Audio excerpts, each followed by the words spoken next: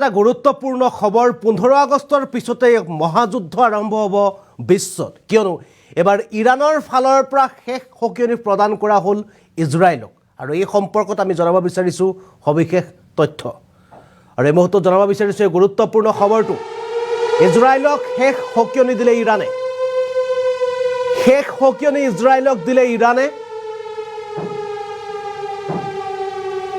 বিশেষ চৰ্ত নামানিলে ইজৰাইলক আক্ৰমণৰ হুংকাৰ প্ৰদান কৰিছে ইৰাণৰ ফালৰ পৰা ইজৰাইলৰ সৈতে নিৰ্ণায়ক যুদ্ধ কৰাৰ হুংকাৰ দিলে এবাৰ ইৰাণে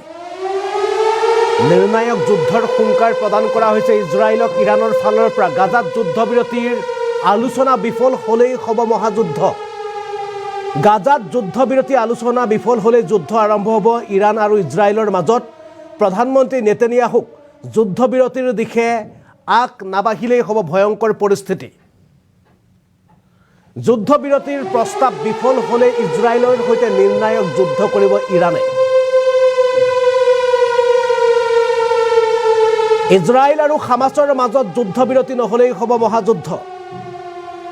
কিয়নো ইজৰাইল আৰু হামাছৰ মাজত যুদ্ধক লৈ এক আলোচনা বহাৰ সম্ভাৱনা আছে এতিয়ালৈকে ইজৰাইলৰ সৈতে যুদ্ধবিৰতিৰ আলোচনা কৰিবলৈ সাজু হোৱা নাই হামাছ 15 আগষ্টত হামাছৰ সৈতে ইজৰাইলৰ যুদ্ধবিৰতি আলোচনা হোৱাৰ সম্ভাৱনা আছে কিন্তু যদি এই যুদ্ধবিৰতি সফল নহয় তেন্তে ইজৰাইলত শেষ সকিয়নি দিলে ইৰাণে আৰু যদি এই যুদ্ধবিৰতি আলোচনা সফল নহয় তেনেহ'লে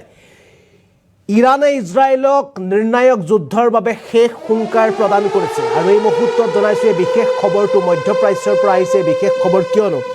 মধ্যপ্ৰাচ্যত দুই দেশৰ মাজত যুদ্ধ হওঁকৈ বৰ্তমান সময়লৈকে যুদ্ধ আৰম্ভ হোৱা নাই কিয়নো ইজৰাইলৰ ফালৰ পৰা ইৰাণৰ ফালৰ পৰা যি যুদ্ধৰ বাবে হুংকাৰ প্ৰদান কৰিছিল ইজৰাইলক যে তেওঁলোকে ইজৰাইলক অচিৰে আক্ৰমণ কৰিব বা আক্ৰমণ কৰিবৰ কাৰণে সাজু হৈছে কিন্তু বাৰে বাৰে হুংকাৰ প্ৰদান কৰাৰ পাছতো ক'ৰবাত নহয় ক'ৰবাত ইৰাণে বাৰে বাৰে থমকি ৰ'ব লগা হৈছে ইজৰাইলক আক্ৰমণ কৰাৰ বাবে এবাৰ পুনৰ ইৰাণৰ ফালৰ পৰা হুংকাৰ প্ৰদান কৰা হৈছে যে 15 আগষ্ট অৰ্থাৎ কাইলৈ দিনটোত ইজৰাইল আৰু হামাছৰ মাজত যুদ্ধবিৰতিৰ বাবে এক বিশেষ আলোচনা হোৱাৰ সম্ভাৱনা আছে গাজা ষ্ট্ৰিপত আৰু যদি গাজা ষ্ট্ৰিপত এই যুদ্ধবিৰতিৰ আলোচনা বিফল হয় তেনেহ'লে নিৰ্ণায়ক যুদ্ধ কৰা হ'ব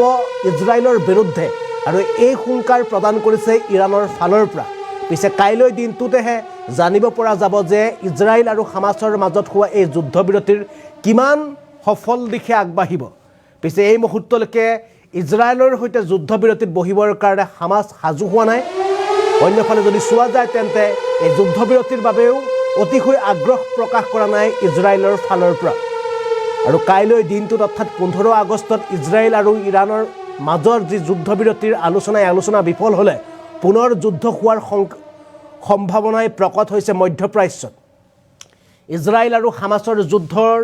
এই যুদ্ধবিৰতিৰ বাবে ইতিমধ্যে 15 আগষ্টৰ দিনটোত এক বিশেষ বিশেষ দিন হিচাপে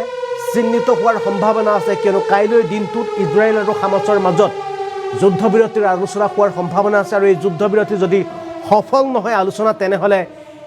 ইজৰাইলৰ ওপৰত ভয়ংকৰ আক্ৰমণৰ হুংকাৰ প্ৰদান কৰিছে ইৰাণৰ ফালৰ পৰা অৰ্থাৎ ইৰাণে এক নিৰ্ণায়ক যুদ্ধ কৰা হ'ব ইজৰাইলৰ বিৰুদ্ধে বুলি ইতিমধ্যে তেওঁলোকে ৰাজহুৱাভাৱে স্পষ্টীকৰণ প্ৰদান কৰিছে